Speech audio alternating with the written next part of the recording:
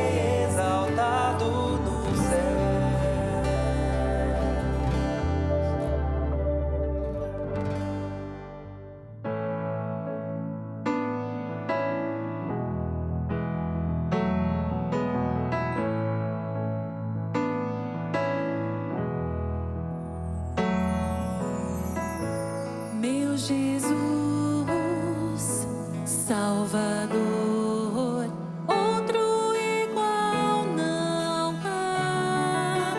Todos os os dias quero louvar as maravilhas de teu amor. Consolo, abrigo, força e refúgio é o Senhor. Com todo o meu ser, com tudo que sou, sempre te adorarei.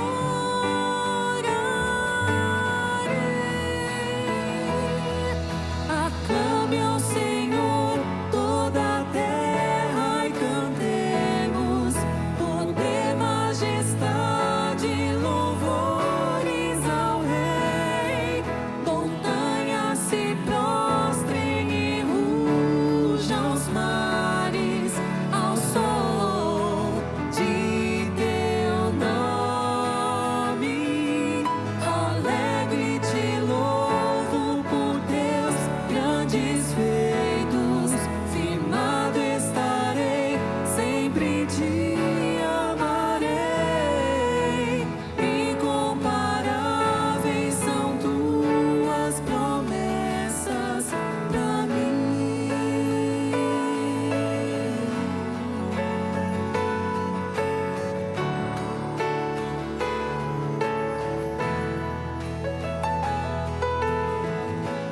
Meu Jesus, Salvador, outro igual não há. Todos os dias quero louvar as maravilhas de teu amor. Consolo, abrigo, força e refúgio é o Senhor. Com todo o meu ser, com tudo que sou, sempre te adorarei.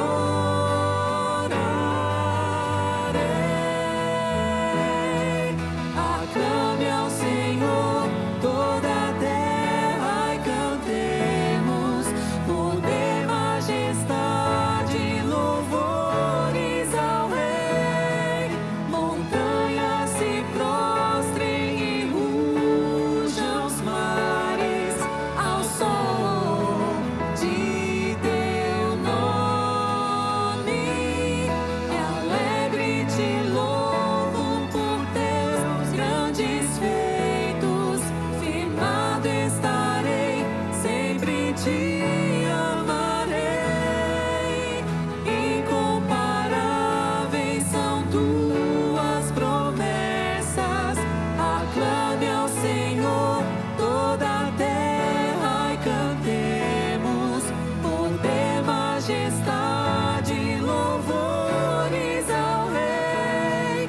Montanhas se prostrem e rujam os mares ao som de teu nome. Me alegre te louvo por teus grandes feitos. Firmado estarei, sempre te amarei. Incomparáveis são tuas promessas.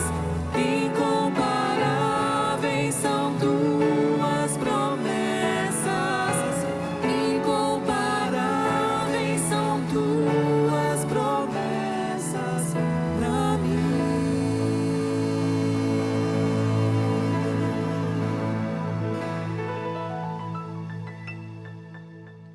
Nós estamos vivendo um período que o isolamento é algo que tem que ser respeitado. Está vindo de cima, da direção do país, onde nós não podemos relativamente sair de casa, a não ser para as compras ou para os movimentos básicos. E ainda assim, nesses movimentos básicos, você tem que respeitar uma distância, 2 metros do outro, 1 metro do outro, para os exercícios físicos que são feitos no ar livre. Se você, por exemplo, estiver correndo, você tem que respeitar 20 metros do outro corredor.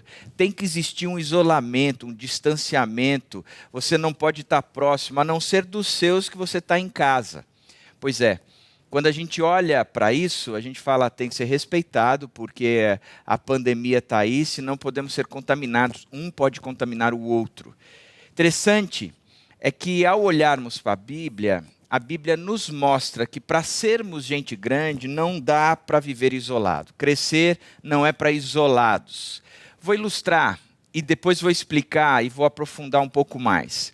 Quando você vai para grupos anônimos, como é o nosso CR, os grupos anônimos, eles dizem que uma das marcas da recaída, e a recaída é a grande marca da recuperação. A pessoa se recuperou do alcoolismo quando ele não teve uma recaída, quando ele não bebeu demais, novamente. Então você vê nas partilhas, o cara chegando falando, meu nome é fulano de tal, e eu estou há não sei quantos dias sem beber. Aí o pessoal aplaude, estou há não sei quantos anos sem beber, e o pessoal aplaude.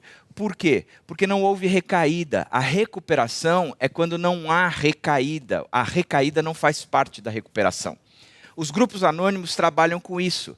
E eles também pontuam que uma das marcas da recaída, ou sinais que a pessoa está em recaída ou num processo de recaída, é o isolamento.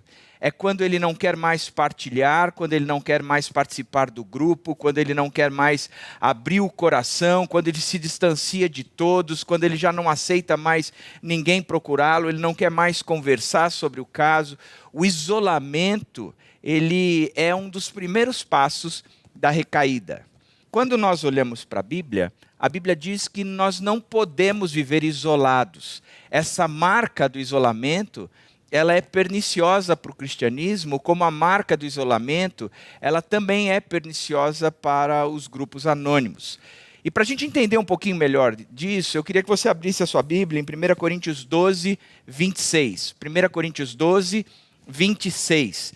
E o texto diz assim: quando um membro sofre, todos os outros sofrem com ele. Quando um membro é honrado, todos os outros membros se alegram com ele. O contexto deste versículo é a história de Paulo conversando com essa igreja, uma igreja difícil que vivia separadas em grupos e os grupos brigando entre si, que festas de junta-panela, tinha gente que tinha muita comida na junta-panela e não repartia com quem não tinha nada, então o que não tinha nada saía com fome. E aí Paulo vem trabalhar sobre o contexto dos dons dentro da igreja e que os dons são distribuídos de acordo com a necessidade da igreja, que ninguém tem todos os dons, porque ninguém é igreja, da mesma forma como a igreja tem todos os dons distribuídos pelas pessoas, ou nas pessoas, por intermédio do Espírito Santo de Deus. E aí ele diz que quando um membro sofre, todos os outros sofrem com ele. Quando um membro é honrado, todos os outros se alegram com ele. Ele diz que há uma coisa conjunta, há uma unidade aqui, que quando um sofre, o outro sofre, quando o outro se alegra, o um se alegra. Ele mostra que há uma interação, que há uma interdependência, que há uma ligação forte, onde os sentimentos são únicos, são considerados os mesmos. Olhando para este texto e principalmente para este capítulo, eu queria tirar algumas coisas para conversar com você que nós podemos viver nesse período de reclusão, de isolamento. Primeira coisa é que a igreja ela é única. O texto está sendo trabalhado para uma igreja local. Paulo está falando para a igreja que se reunia em Corinto. Ele não está aqui trabalhando na igreja universal, mas ele está trabalhando naquela igreja que se reunia naquela localização, na cidade de Corinto. E ele diz o seguinte, ele fala de uma identidade divina. Ele diz, ora, vocês são corpo de Cristo e cada um de vocês individualmente é membro desse corpo, no verso 27. Ele está mostrando que este corpo não é meu, que este corpo não é seu, que este corpo não tem uma identidade de uma igreja local, Igreja Batista Água Viva, e o que acontece aqui é nosso. Não, ele está dizendo, esta comunidade, este grupo, ele faz parte do corpo que pertence a Cristo, o corpo é de Cristo. Isso significa que quando nós vivemos juntos, nós não estamos vivendo algo que tem a identidade de um líder ou a identificação de uma comunidade, mas ele tem a identidade de Cristo. Nós representamos Cristo quando nós estamos vivendo em unidade. Nós espelhamos Cristo quando nós estamos vivendo em unidade. Significa que a vida em unidade faz com que as pessoas de fora olhem para nós e não enxerguem a comunidade, mas enxerguem o próprio Cristo. Nós somos o outdoor de Cristo, nós espelhamos Cristo nesse mundo. Portanto, cada vez mais eu acredito que a igreja local continua sendo a solução para esse mundo caótico. Porque se a manifestação de Cristo na terra é por intermédio de uma igreja local, se a identidade de Cristo na terra continua sendo a igreja local, não há solução para o planeta que não seja a manifestação plena, intensa, vivendo de forma absoluta a imagem e semelhança de Cristo na unidade entre os congregantes, entre os membros, entre os irmãos, entre as partes do corpo.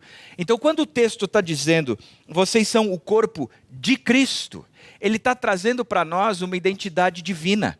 Nós temos a identidade de Cristo em nós, nós carregamos essa identidade.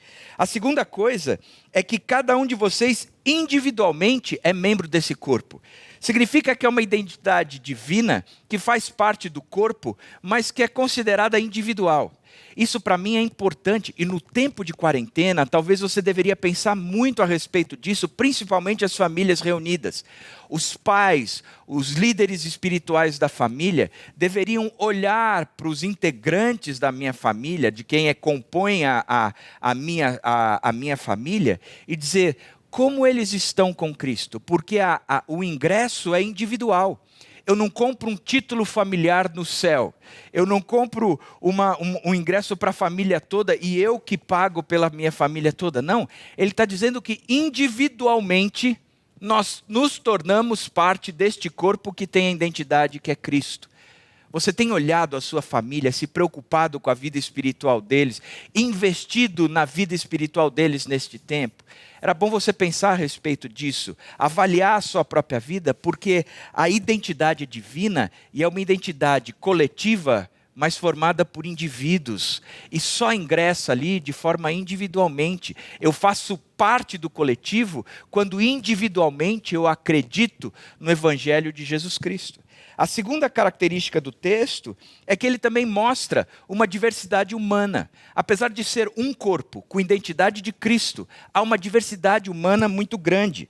Os versos 14 e 20 diz: o corpo não é feito de um só membro, mas de muitos. Assim, há muitos membros em um só corpo, ou mais em um só corpo.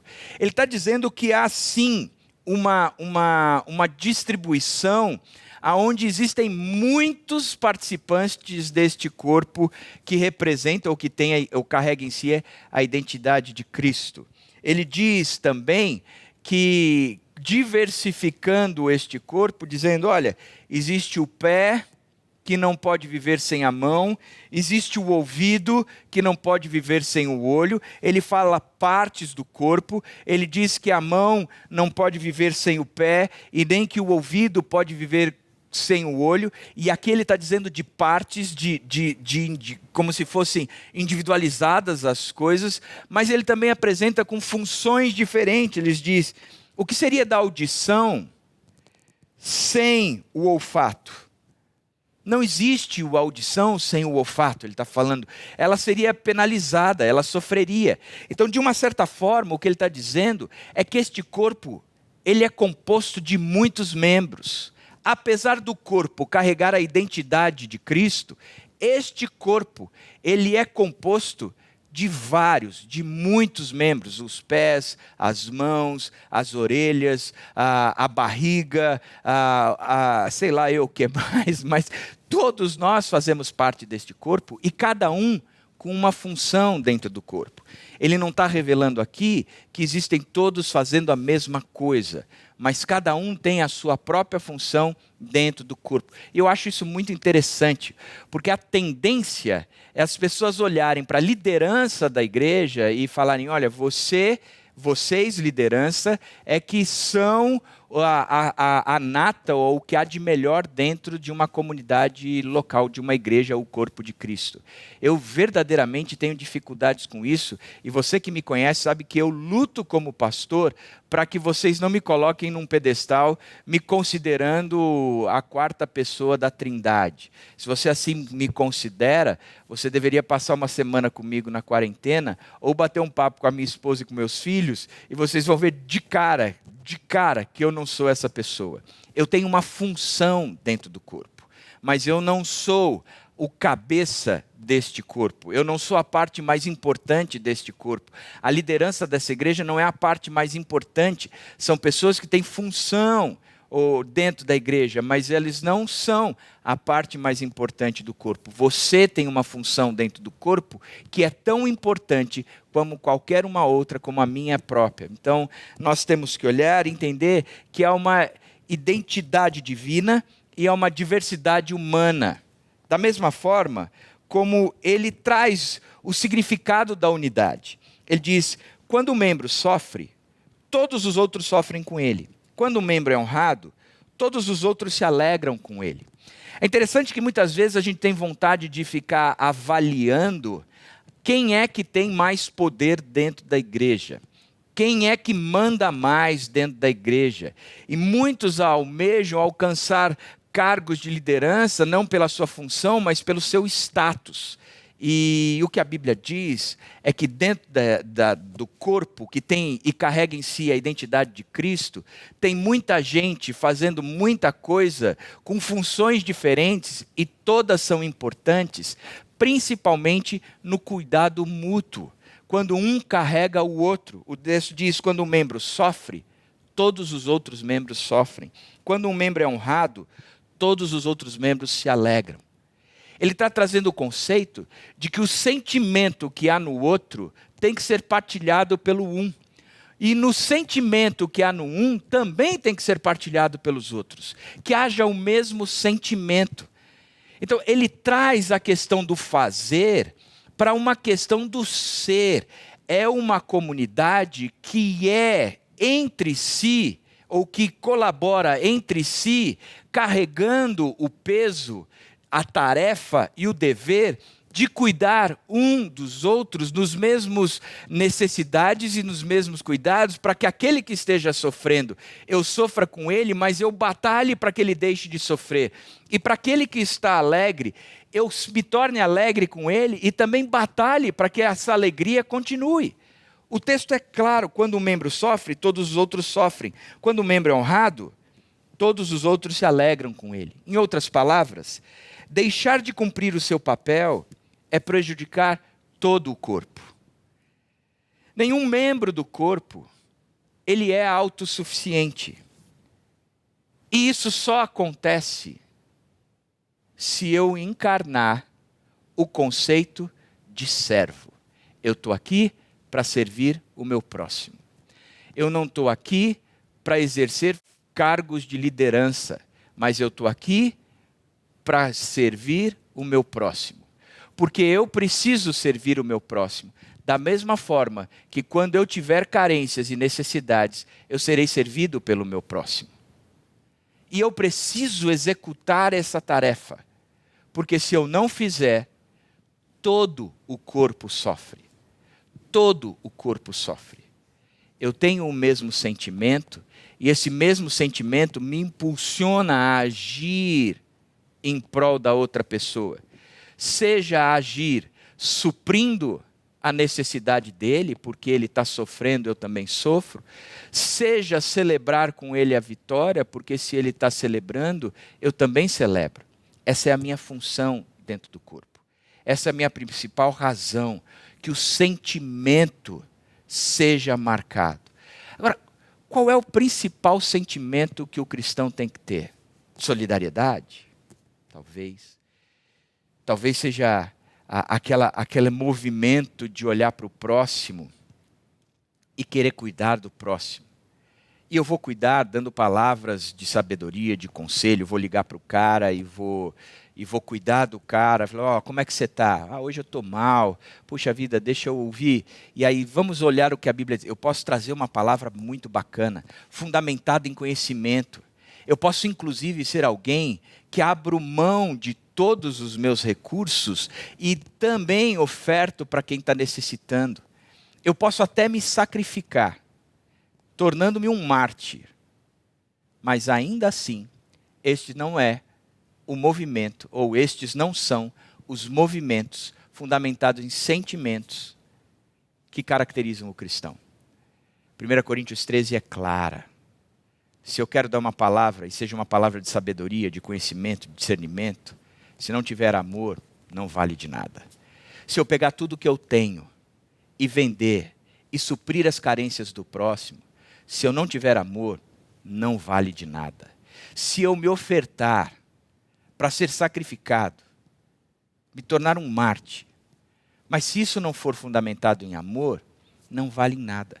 Significa que a marca da unidade de Cristo, do corpo de Cristo, a marca da unidade daquela comunidade que carrega a identidade de Cristo, que é composta de muitos membros, que tem características marcantes e características fortes de várias pessoas.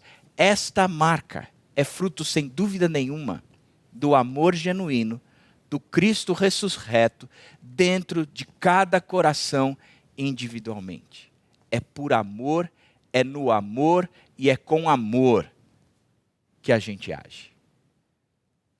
Por isso, queria pensar um pouquinho quais são as marcas do amor. A primeira é que o amor é um mandamento. No corpo de Cristo, aquele que individualmente entrou no corpo de Cristo e carrega neste corpo a identidade de Cristo, ele tem como marca o amor que é imposto, é um mandamento, é mandatário, é obrigatório. O texto de 2 João 1,6 diz: "E este é o amor, que andemos em obediência aos seus mandamentos. Como vocês já têm ouvido desde o princípio, o mandamento é este, que vocês andem em amor." Andar em amor é a obrigação do cristão. Andar em amor é a condição única do cristão. Tudo o que você fizer tem que ser movimentado pelo amor.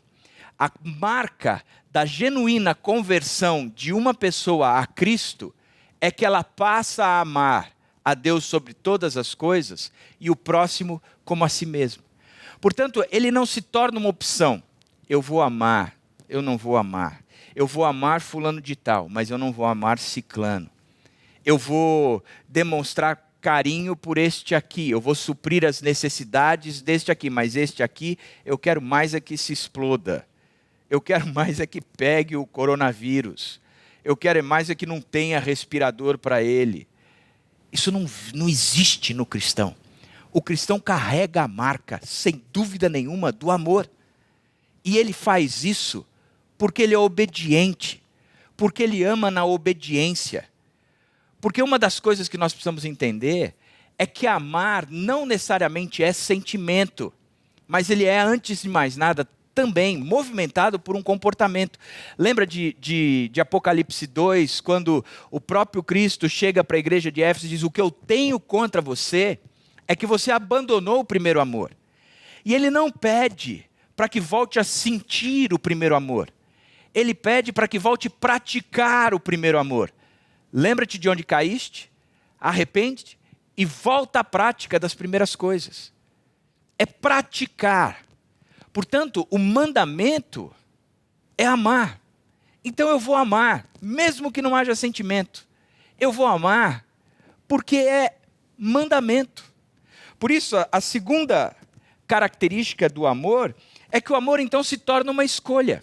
O texto de 1 Coríntios 14:1, depois de Paulo descrever o que é o amor, dar as características do amor, mostrando que o amor não necessariamente é um sentimento, mas é um comportamento, porque o amor tudo espera, tudo suporta, tudo crê, não arde em ciúmes. Ele mostra que não é um sentimento, mas é um comportamento. Logo depois ele diz: "Sigam o caminho do amor e busquem com dedicação os dons espirituais, principalmente o dom de profecia. Sigam o caminho do amor. Coloquem no seu GPS, a rota é fundamentada no amor. Se você quer sair daqui no seu cristianismo e chegar lá no cristianismo, se você quer sair daqui numa imaturidade espiritual e se tornar gente grande, o caminho, a rota que você vai trilhar tem que ser de qualquer forma o amor. Eu tenho que seguir o amor. É Ele que vai ser o meu condutor. É Ele que vai ser a minha referência. É o amor que vai pontuar para mim como eu tenho que ser. E o amor não é aquele sentimento, de repente bate uma borboleta no meu estômago e aí eu estou sentindo amor. Borboleta no estômago você cura com Luftal. Mas o cristianismo mostra que eu escolho as marcas, ou escolho viver o amor na minha vida. Sabe o que isso significa? Significa que quando eu olho 1 Coríntios 13, e digo, o amor tudo suporta, daqui para frente eu vou suportar tudo, o que a pessoa, porque eu estou escolhendo isso, é uma decisão, eu vou crer, porque é uma decisão minha, eu vou não arder em ciúmes, porque é uma decisão minha, eu não vou buscar o meu próprio interesse, porque é uma decisão minha, eu escolhi isso. A terceira marca é que ele se torna então uma conduta. É um mandamento que eu escolho viver por ele, portanto eu começo a praticá-lo. Eu começo a agir de acordo com ele. 1 João 3,18 diz, filhinhos, não amemos de palavra nem de boca, mas em ação e em verdade. Amemos em ação e em verdade. Em verdade significa que eu vou estar agindo porque o meu coração decidiu amar. O meu coração não está dizendo eu senti o amor, mas eu estou dizendo eu decidi amar. Eu escolhi amar.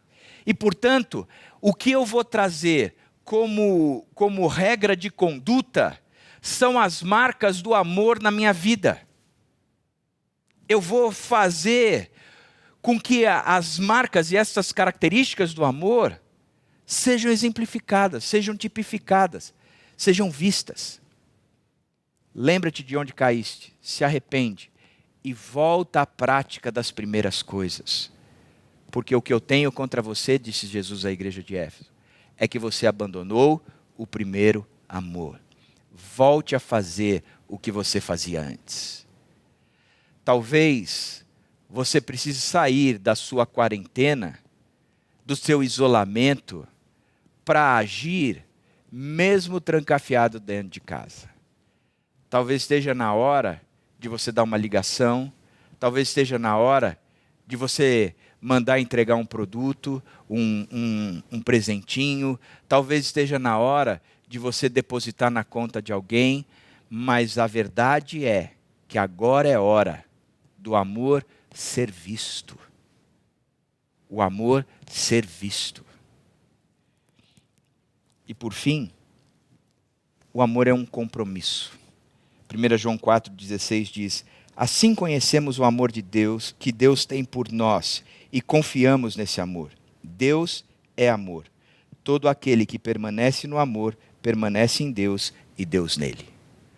Não tem como eu querer permanecer em Deus se não for permanecer no amor, porque Deus é amor.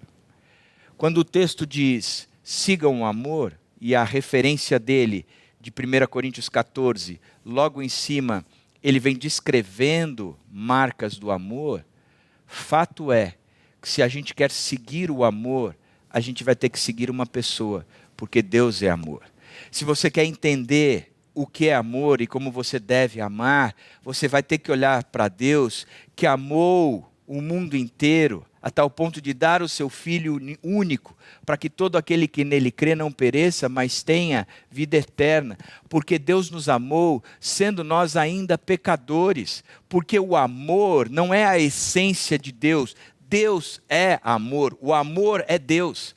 Então se você quer seguir o amor, você vai precisar seguir a Deus. Você vai olhar para Jesus Cristo e você vai dizer: caramba, eu preciso ser como Jesus Cristo. Eu preciso amar como Cristo amou. O desafio para nós maridos é amarmos as nossas esposas, a nossa esposa como Cristo amou a igreja. O modelo é Cristo. É compromisso. E ele diz que é um compromisso de permanecer. Eu não amo num instante.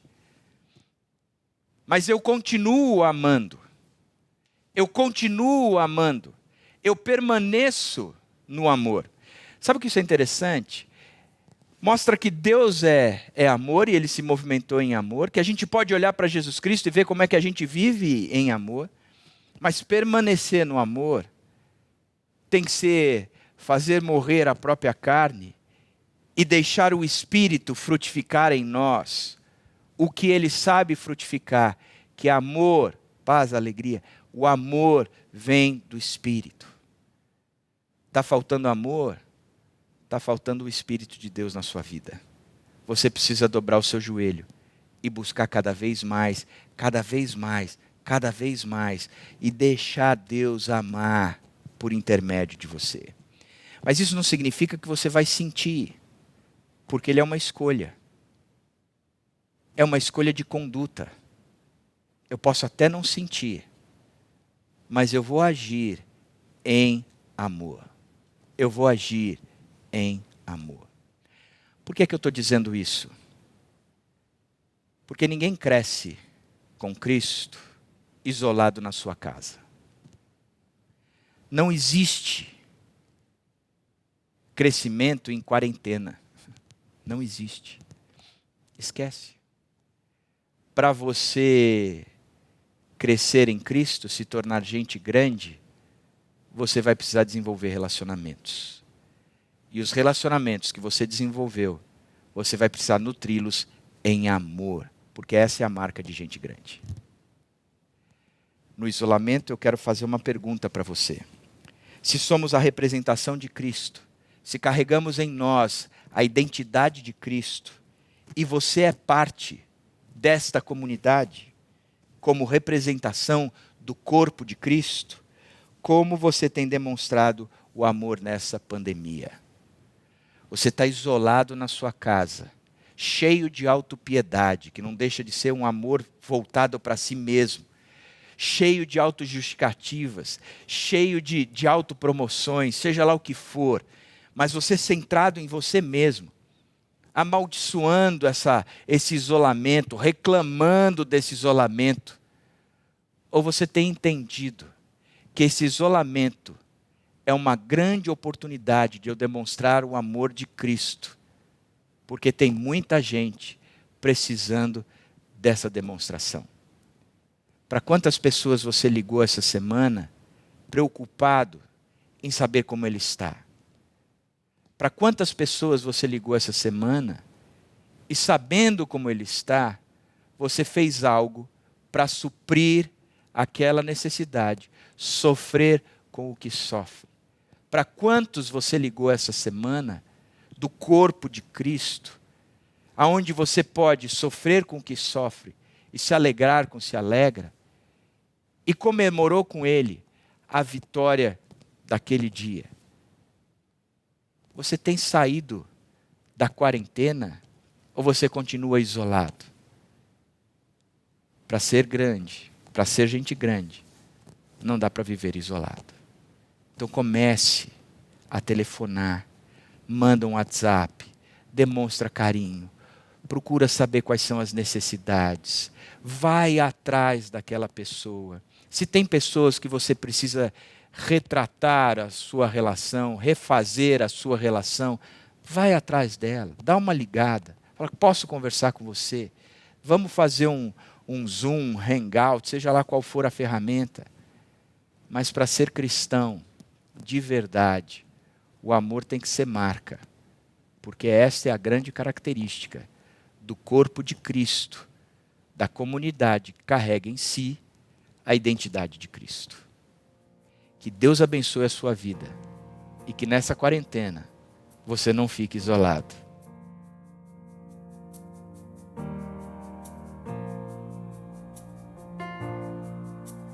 pelas provas, pelas dores, vinho novo farás. Eu me prostro e me rendo, algo novo farás. Eu me entrego em tuas mãos, é o teu cuidar. Não preciso entender pra confiar.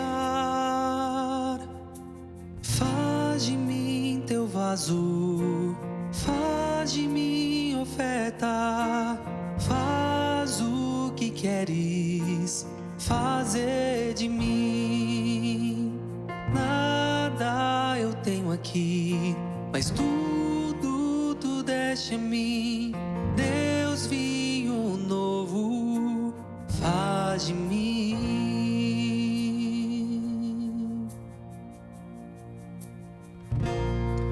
Pelas provas, pelas dores, vinho novo farás.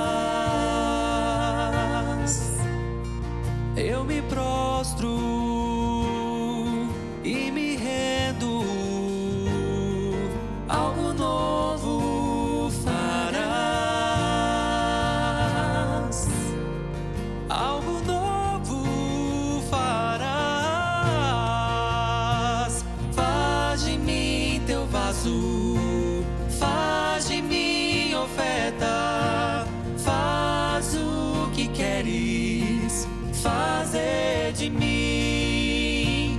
Nada eu tenho aqui, mas tudo tu deste a mim. Deus, vinho novo faz de mim. Deus, vinho novo faz de mim. Deus, vinho novo faz de mim. Onde há vinho novo, há novas forças, há esperança. O reino chegou. Deixo o meu passado e levo tua vida hoje em mim.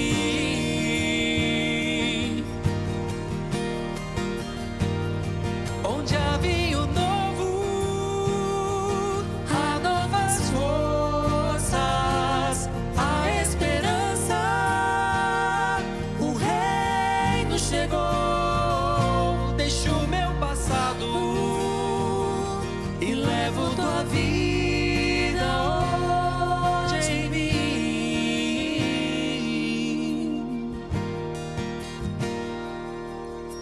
Faz de mim teu vaso, faz de mim oferta, faz o que queres fazer de mim. Nada eu tenho aqui, mas tudo tu deste a mim. Deus, vinho novo faz de mim. Deus, vinho novo faz de mim. Deus, vinho novo faz de mim.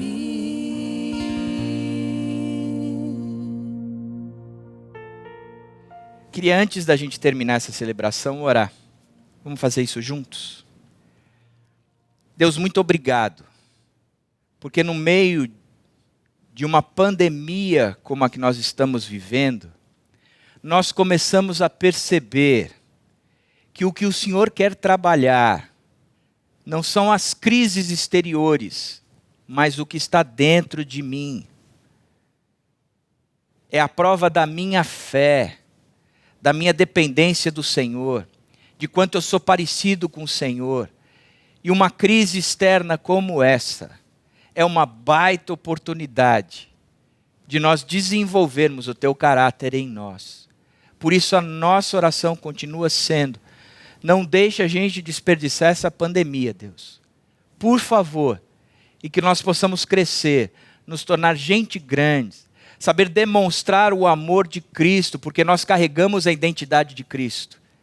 Que nós possamos espalhar neste mundo, resplandecer como luzeiros no meio dessa geração pervertida e corrompida e agora ameaçada por um vírus. Que o Senhor nos torne, Pai, teus embaixadores de fato. Que a nossa consciência seja aberta em relação a tudo isso.